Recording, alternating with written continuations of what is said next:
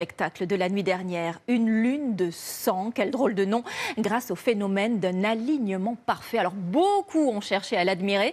C'était très beau chez nous en France et ailleurs dans le monde, comme nous le montrent Tristan Vartagnan, Philippe Fontalba et Stanislas Pley. À la tombée de la nuit, un spectacle rare apparaît, visible aux quatre coins du monde. Comme ici dans le ciel de Suisse, au cœur de l'acropole d'Athènes, ou au-dessus de la cité interdite, à Pékin. Hier soir, la lune s'est teintée de rouge pendant près d'une heure. On appelle ce phénomène la lune de sang. À Martigues aussi, vous étiez nombreux à en prendre plein les yeux. Avec ce genre de télescope, on voit carrément les cratères et c'est magnifique. On a une âme d'enfant complètement, on se sent comme le petit prince. On voyait surtout le dessous qui était comme s'il était imbibé de sang. Ça nous change de voir la lune blanche qu'on voit tous les jours. J'ai toujours aimé regarder le ciel, mais c'est la première fois que je vois une éclipse comme ça. Ouais. Et alors ? Franchement, c'est incroyable.